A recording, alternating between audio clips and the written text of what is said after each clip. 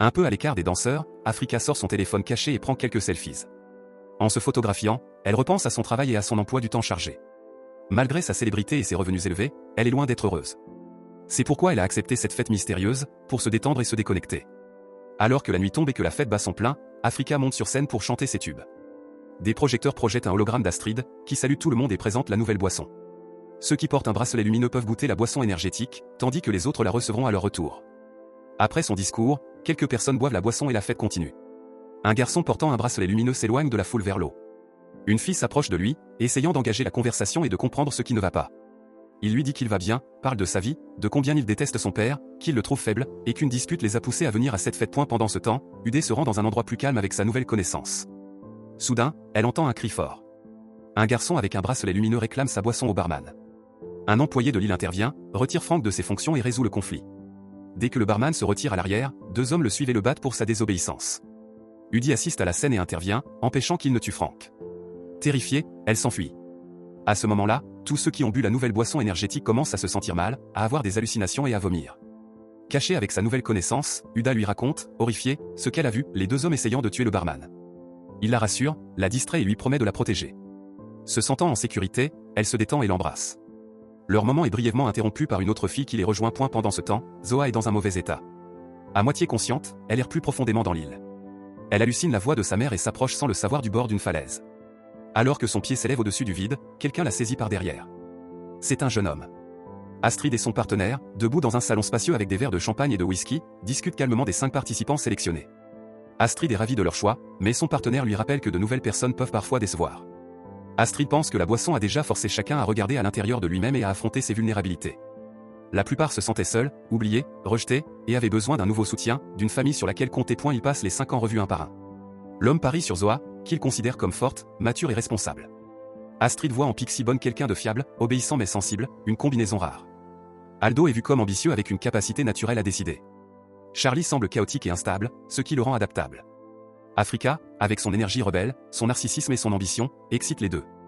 Astrid annonce que chacun des 5 aura un mentor. Le lendemain matin, Zoa se réveille avec un mal de tête lancinant, horrifiée de se trouver au bord de la falaise. En cherchant Udi, elle ne trouve personne, seulement une bouteille vide de boisson énergétique sur la plage. Quelques minutes plus tard, Charlie se réveille à ses cris, et Udi retrouve Africa dans une des pièces du fond, la réveille et l'emmène dehors. Peu après, Aldo arrive, suivi d'un autre garçon. Ensemble, ils se demandent où sont passés les autres, s'ils ont été abandonnés sur l'île. Zoa ne peut pas croire qu'Udi les laissés. Essayant de se rappeler la journée et la nuit précédentes, le groupe remarque un drone dans le ciel. Ils volent vers eux et ils comprennent qu'ils doivent le suivre. Sans hésiter, ils se mettent en route. Après un long trajet, ils atteignent une colonie où Astrid et son équipe les accueillent. Avançant, elle leur souhaite la bienvenue à Eden. Pendant ce temps, Udi court désespérément à travers l'île. En s'arrêtant pour reprendre son souffle, elle est horrifiée de voir un homme la saisir immédiatement. Le lendemain matin, un des garçons vérifie les alentours du yacht et remarque que 2 filles manquent à l'appel.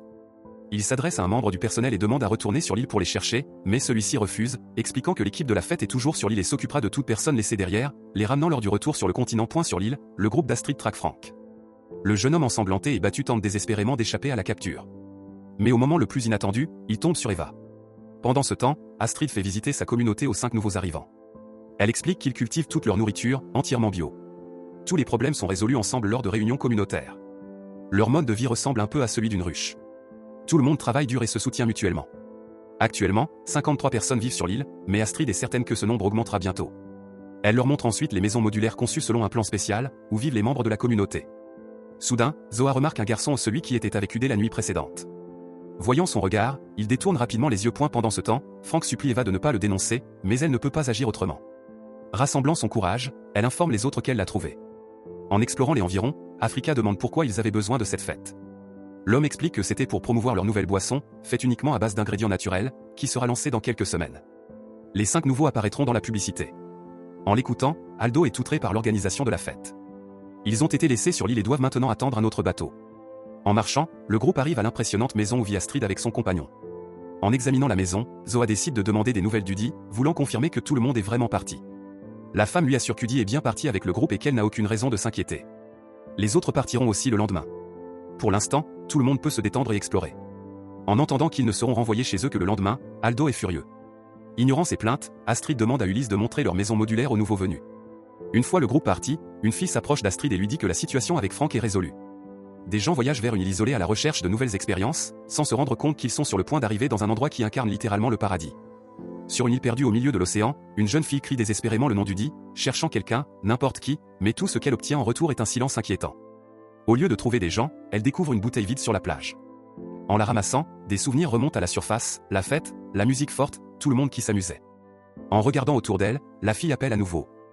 2 jours plus tôt, dans un endroit inconnu, une fille est assise entourée d'écrans de contrôle. Elle fait défiler la liste croissante des abonnés du site SmashPic, manifestement à la recherche de quelqu'un. À un moment donné, une photo d'une jeune fille et son compte apparaissent à l'écran. Pendant ce temps à Barcelone, cette même fille rentre chez elle, où sa jeune sœur Gabi l'attend. Gabi lui suggère de parler à leur mère, mais Zoa refuse. En se retirant dans sa chambre, elle reçoit un message d'un expéditeur inconnu l'invitant à une fête exclusive. De retour à l'autre endroit, la fille qui a trouvé le compte de Zoa fait un rapport à sa patronne, elle a réussi à accomplir sa mission en recrutant 100 personnes pour la fête, bien que cette fois-ci cela ait été bien plus difficile. Satisfaite, la femme dit qu'ils ont augmenté les exigences pour les candidats et qu'ils sont désormais bien plus sélectifs. Plus tard, Zoa fait ses valises et rejoint son amie. Même si les règles disent qu'elle ne peut venir avec personne, elle décide de contourner un peu les règles et d'emmener son amie au paradis. Au point de rendez-vous, Udi et Zoa rencontrent un homme nommé Aldo, lui aussi invité à la fête. Alors qu'ils discutent, un drone surgit brusquement, leur indiquant clairement la direction à suivre. Sans hésiter, ils le suivent.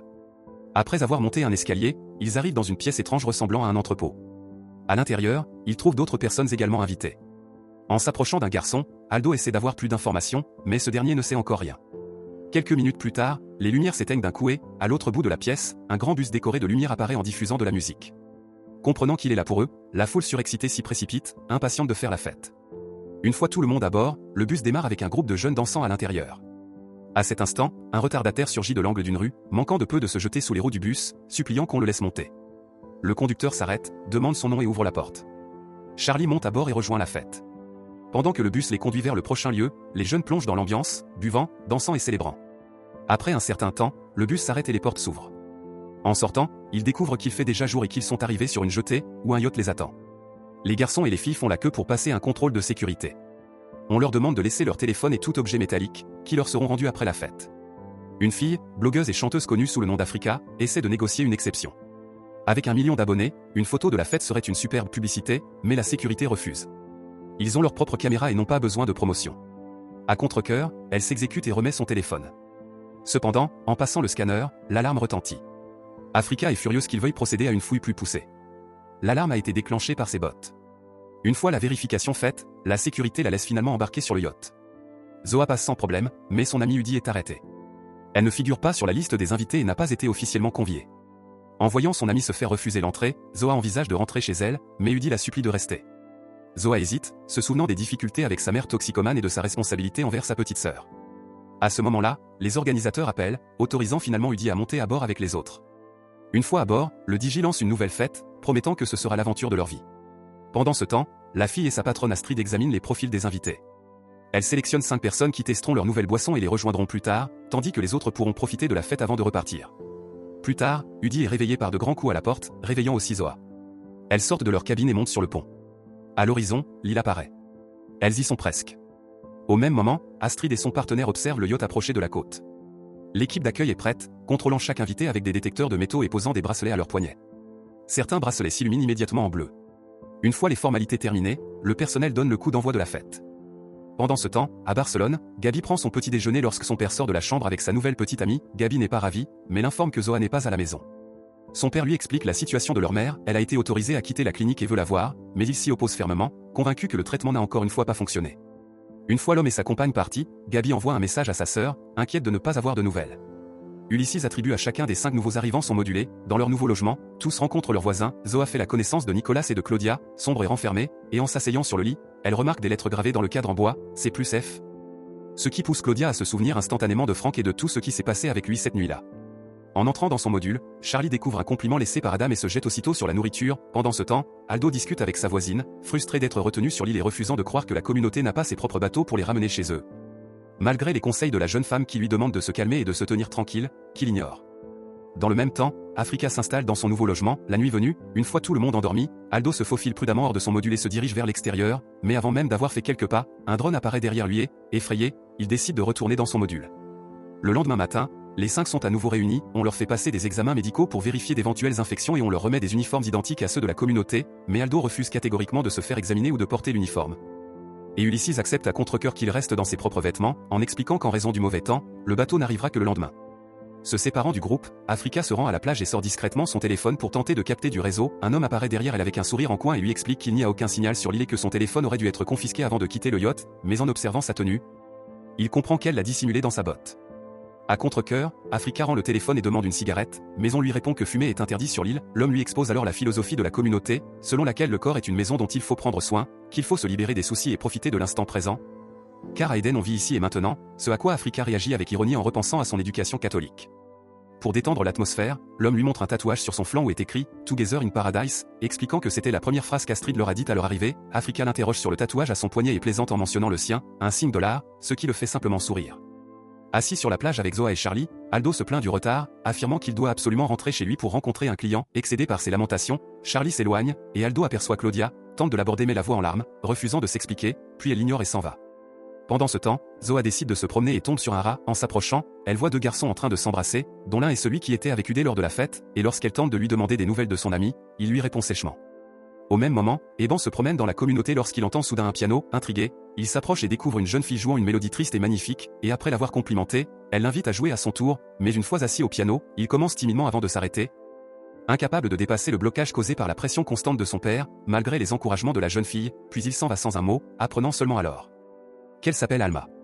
Assis près de son module, Aldo remarque l'arrivée d'un buggy et saisit l'occasion pour voler le véhicule afin d'explorer l'île, mais les écrans de sécurité indiquent immédiatement sa position. Une jeune femme remarque l'infraction et la signale, une poursuite s'engage.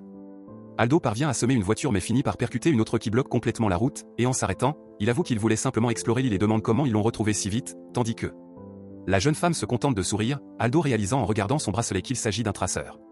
Pendant ce temps, Zoa est assise au bord de l'océan lorsque Nicolas s'approche et elle lui confie ses inquiétudes pour sa petite sœur restée à la maison. Alors qu'il parle, Gabi reçoit un cadeau de la part de Zoa. Plus tard, toute la communauté se rassemble pour une réunion, remercie Eva pour sa loyauté et sa vigilance, et Astrid lui demande de choisir quelqu'un pour prendre la parole lors de la cérémonie. Parcourant la foule du regard, Eva désigne Zoa, qui est un peu gênée car elle n'est que de passage, mais s'avance au centre et se présente comme étudiante en biologie, s'occupant de sa petite sœur Gabi, et expliquant que leur père est constamment en déplacement et que leur mère est dépendante à l'héroïne, ce qui les a obligés à apprendre à se débrouiller seuls, et ajoutant qu'elle appelle affectueusement sa sœur Beloska. À ce moment-là, la jeune femme qui a sélectionné les 5 envoie un message à Gabi au nom de Zoa, lui disant que sa sœur souhaite être seule pour le moment et demande qu'on ne la cherche pas. En lisant le message, Gabi appelle immédiatement Zoa, mais tombe sur la messagerie. Pendant ce temps, Astrid convainc Zoa que sa mère ne l'aime pas et ne la valorise pas, et qu'il est inutile de se mentir, lui demandant de répéter plusieurs fois à voix haute que sa mère ne l'aime pas et qu'elle la méprise. Après cela, Astrid la prend dans ses bras en lui disant qu'elle est spéciale. Puis tous les membres de la communauté s'embrassent et la cérémonie prend fin, tandis que Claudia, Africa et Aldo observent la scène en silence. Pendant ce temps, Gabi fait irruption dans la chambre de sa sœur et, furieuse et désespérée de voir que Zoa agit ainsi le jour de son anniversaire, saccage la pièce avant de s'effondrer au sol, et plus tard dans la nuit, épuisée, Zoa se réveille soudainement et aperçoit un garçon devant sa fenêtre. Surprisée, elle se précipite dehors, mais ne trouve personne. À 6 heures du matin, la jeune fille se réveille, se lave le visage, prend un smoothie aux fruits pour le petit déjeuner, puis se rend à ses ordinateurs préférés et de là, elle surveille tout ce qui se passe dans la communauté, observant chacun des membres et leurs moindres mouvements. Ce matin-là, Ulysse annonce une bonne nouvelle au groupe des 5, le mauvais temps est enfin passé et un bateau viendra les chercher le lendemain matin. Aldo demande aussitôt à appeler sa secrétaire pour donner des instructions, mais on lui refuse. Il n'y a pas de signal sur l'île et ils utilisent leur propre système de communication spécial avec le continent. Frustré, il se sent traité comme un idiot. Pendant ce temps, Gabi appelle sa mère. On lui dit que Zoa a disparu et que leur père est encore une fois en voyage. Curieusement, Zoa a envoyé un gâteau d'anniversaire, mais n'est pas venue elle-même. Inquiète pour sa fille qui vit seule, sa mère promet de chercher Zoa et de découvrir ce qui s'est passé. Aldo s'approche d'Ibon, inquiet des conséquences qu'il devra affronter chez lui à cause de sa longue absence. Soudain, Aldo remarque de nouvelles personnes et comprend qu'elles sont probablement arrivées par bateau, ce qui ne fait qu'accentuer son irritation. Ibon tente de le calmer, lui rappelant qu'ils quitteront l'île demain, mais Aldo ne la croit pas et décide d'agir seul. De son côté, Nico arrive devant chez Zoa avec un buggy et lui propose une balade. Elle accepte avec joie. Au bord de l'eau, il lui propose de plonger. En préparant leur équipement, Zoa demande s'il y a des enfants sur l'île, et apprend qu'il n'y en a pas. Elle raconte à Nico avoir cru voir un garçon pendant la nuit, mais il lui répond qu'elle a probablement imaginé cela ou était fatiguée. Plus tard, Gabi rentre chez elle et entend du bruit dans l'appartement. Pensant que c'est sa sœur, elle se précipite dans la cuisine, mais tombe sur sa mère. Cette dernière décide que, puisqu'il n'y a personne pour s'occuper de Gabi pendant 2 semaines, elle le fera elle-même. Elle a également contacté un ami dans la police, qui lui a conseillé de ne pas s'inquiéter pour l'instant. Gabi tente de convaincre sa mère que quelque chose ne va pas, elle a parlé aux parents d'Udé, et ils sont inquiets car leur fille a disparu, mais sa mère ne l'écoute pas, persuadée que Zoa va bien. Frustrée, Gabi lui dit qu'elle comprend maintenant pourquoi sa sœur s'est enfuie. Pendant ce temps, Zoa et Nico explorent le monde sous-marin. Après la plongée, ils s'assoient sur un rocher, profitant du silence de l'île. Nico raconte à Zoa qu'Eden, comme une entité vivante, communique avec eux, partageant pensées et émotions. Lil la chérit, l'appelant l'une de ses filles préférées, et la rassure sur Gabi, qui attend paisiblement chez elle. Nico explique que Mère Nature sait tout sur eux, se fondant dans leur cœur. Il pose sa main sur la poitrine de Zoa pour lui montrer le rythme de leur cœur. Zoa rit, ne le prenant pas au sérieux. Plus tard, toute la communauté se réunit pour un repas partagé. Les 5 invités sont surpris de voir que tous les plats sont à base de plantes. Apparemment, personne ne mange de viande sur l'île, et tous les légumes proviennent de leur jardin. À leur étonnement, la nourriture est délicieuse, bien que le goût soit un peu inhabituel. Après le repas, la communauté tient une réunion. Une femme partage une expérience professionnelle passée, elle a découvert que son usine émettait plus de dioxyde de carbone que la limite autorisée. Elle a signalé cela à la direction, mais rien n'a été fait. Personne ne s'en souciait. Elle s'est alors exprimée sur Twitter, ce qui a attiré l'attention de la direction, et elle a été licenciée. En écoutant son histoire, Astrid rappelle que pour les riches, ils ne sont personne. Les gens fortunés ne pensent qu'à remplir leurs poches, laissant les générations futures hériter d'une planète détruite. Ici, ils sont écoutés, respectés, et Belle a de la chance d'avoir rejoint leur communauté. Avant de clore la réunion, Astrid annonce que les 5 invités quitteront l'île le lendemain matin, et qu'une grande fête aura lieu ce soir. De retour dans leur module, le groupe commence à se préparer pour la soirée, choisissant leur tenue. Le seul qui ne semble pas enthousiaste est Aldo, assis sur son lit, réfléchissant à ses prochains mouvements. À Barcelone, Gabi continue sa journée. Sa mère lui demande pourquoi la chambre de Zoa est un désordre, puis lui annonce qu'elle sort avec des amis et rentrera tard. Ce soir-là, la communauté se rassemble pour la fête. Ibon rencontre Alma, qui lui montre le piano déplacé sur la plage pour qu'il puisse jouer devant tout le monde. Au début, il refuse, affirmant qu'il n'a pas joué depuis des années, mais après quelques encouragements, il s'installe. Rassemblant son courage, il interprète une mélodie magnifique, et tout le monde l'écoute, émerveillé. Pendant que les autres sont absorbés par la musique, Aldo retire discrètement son bracelet et se faufile dans l'obscurité. Derrière un petit rocher, il aperçoit des personnes chargeant des caisses sur un bateau. Dès qu'Ibon termine de jouer, tout le monde l'applaudit et Alma l'embrasse. La fête bat son plein, tout le monde danse et s'amuse. Charlie fait la connaissance de la DJ, Mika, et apprend qu'elle contrôle le drone qui surveille l'île. Impressionné, il lui propose de danser, mais elle refuse. Déçu, Charlie attrape une bouteille de boisson énergétique bleue. Après l'avoir bu, il sent son esprit s'évader et en prend instinctivement une deuxième. Pendant ce temps, Astrid retrouve Africa sur le rivage. Africa avoue ne pas être d'humeur à faire la fête, submergée par la nourriture saine, la nature et les séances de thérapie de groupe. Ce mal-être préoccupe fortement Astrid, car l'état d'esprit des invités lui tient particulièrement à cœur. À cet instant, Aldo aperçoit les 2 femmes, mais elle ne le remarque pas et s'éloigne. Au sommet de la fête, Belle s'approche de Zoa pour parler en privé, mais Nico intervient avec 2 bouteilles de boisson énergétique, en proposant une à Zoa. Hésitant au début, elle en prend quelques gorgées et ressent immédiatement une sensation d'égarement mental. Pendant ce temps, Alma se promène avec Ibon. Il est surpris et désorienté par un baiser, se demandant s'il était sincère. Souriante, elle l'embrasse à nouveau, disant qu'il n'a pas besoin de quitter l'île. Aldo observe la scène à distance. De son côté, Charlie s'approche de Claudia, visiblement égarée. Il flirte, mais elle le repousse. Il insiste, rappelant qu'ils partent le lendemain, mais elle l'avertit qu'il n'y a pas d'échappatoire, ils vont mourir ici. La panique s'installe. Aldo arrive et tente de convaincre Charlie de fuir avec lui, mais ce dernier est trop effrayé pour l'écouter. Astrid conduit Africa de la plage à sa maison, lui expliquant que le monde de la célébrité en ligne est fragile, et que la vie dans la communauté est bien meilleure. Il ne se soucie ni de la mode, ni des relations, ni de la popularité. Ils aiment Africa telle qu'elle est, et l'aimeront toujours. En partageant du champagne, Astrid parle de son projet d'agrandir la communauté pour protéger les gens contre eux-mêmes, les guider comme une mère, garantir leur survie et une vie meilleure. Elle compare la communauté à une famille où l'obéissance est la clé de l'harmonie, suggérant doucement qu'ici, Africa peut être protégée du monde extérieur. Astrid amène son invité sur le balcon et demande à un homme de raccompagner Africa. Il lui propose une chambre d'amis pour la nuit, puisqu'il s'agit de sa dernière sur l'île.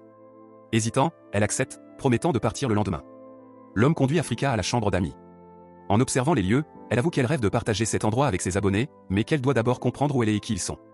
Il lui dit qu'elle aura toute la nuit pour y réfléchir, puis lui montre un tatouage de 3 étoiles sur son poignet comme indice. Il lui demande ensuite si quelqu'un l'attend chez elle. Africa explique qu'elle a toujours vécu seule et n'a plus de contact avec ses parents depuis longtemps. Il partage son histoire, ses parents étaient absents eux aussi, et la seule personne sur qui il pouvait compter était un chauffeur nommé Pedro. C'est pour cela qu'il croit qu'une vraie famille est définie par les soins qu'on se donne, pas par le sang. Pendant ce temps, Aldo décide de partir seul. Il se faufile jusqu'au rivage et nage jusqu'au bateau. Une fois à bord, il se cache dans la cale, espérant qu'elle le ramènera chez lui. Le lendemain matin, Zoa se promène le long de la plage avec Nico, le remerciant de veiller sur elle et lui demandant s'il va lui manquer. Il répond que oui et lui parle d'un message reçu de l'île, elle ne doit pas partir, sinon elle souffrira.